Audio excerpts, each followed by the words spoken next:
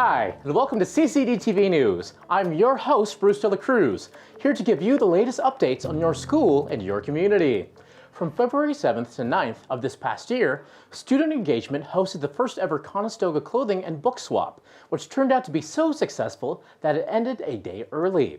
More than 1,500 items were donated by college staff, faculty, and students at the Cambridge Fountain Street campus, where the swap took place. These items included clothing, jewelry, and books and textbooks.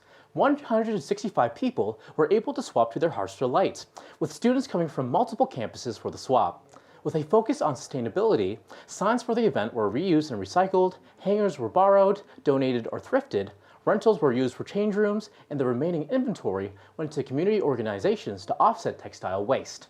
Organizer Carolyn Keyes, a student engagement programmer, talked about how thrilled she was by the enthusiasm of the faculty and students, saying that they were excited to have an opportunity to refresh their bookshelves and wardrobes for free. Our students are so keen to give and support, and many of them have an inherent understanding of the need for environmentally sustainable initiatives. That understanding resulted in an outstanding 125 volunteer applications for the swap, with 37 being accepted and trained for shifts. Now that there's proven interest, Keyes would like to host another swap, but wants to make sure that this event is not just about finding free stuff, but also highlights the environmental and social impacts that clothing and book swaps have.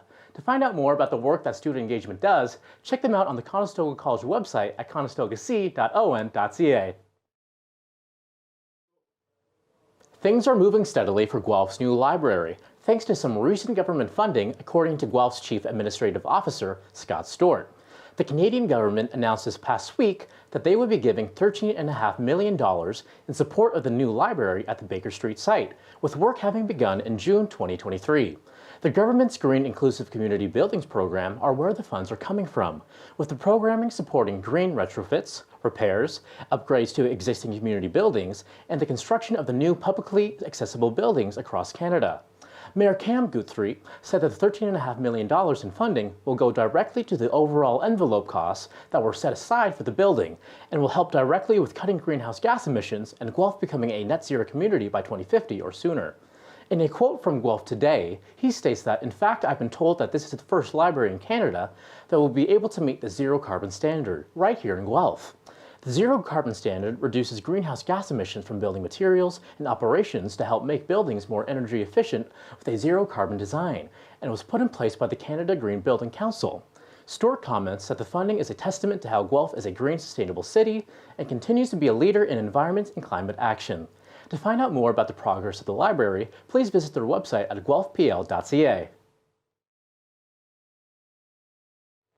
The City of Brantford is making some changes to its public transit system to better serve its community. These will take the form of certain stops being removed and new ones being added to established bus routes. Routes that will be affected include Route number 2, West Briar Park, Route number 4A, Mall Link, Route number 8, Homedale Mayfair, Route number 9, Echo Place, and the Northwest Industrial Routes.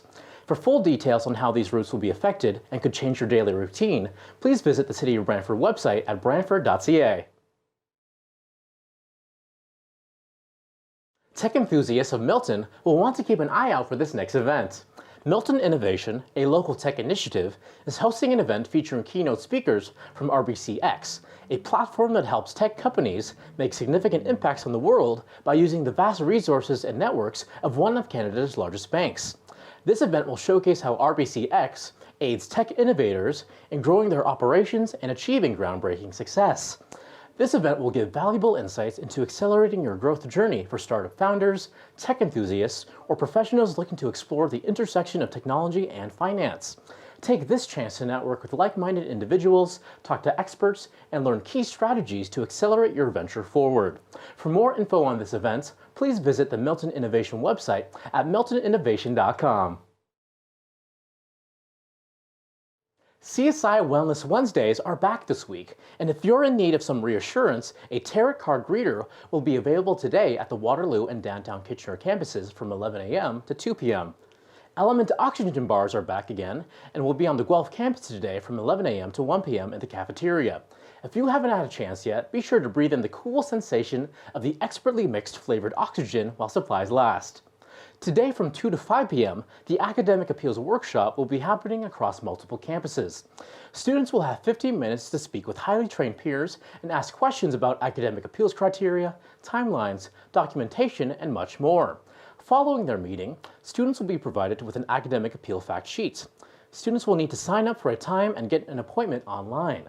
To sign up for this event and to find out more about other events, please visit the CSI events calendar at ConestogaStudents.com. And that's all the news we have for you today, folks. Thank you so much for tuning in. You might have seen some of our content on different TVs around campus, but did you know that you can watch us from home? You can find us on Roku TV for a 24/7 live broadcast, or find us online at ccdtv.ca. There, you'll find our 24/7 live stream, past episodes of CCDTV News, and other content our channel produces, as well as our social media links. If you have any news tips or have an idea for a production, you can get in touch with us by email at productionservices@conestogac.on.ca. For the rest of the team at CCDTV, I'm Bruno Cruz. See you next time.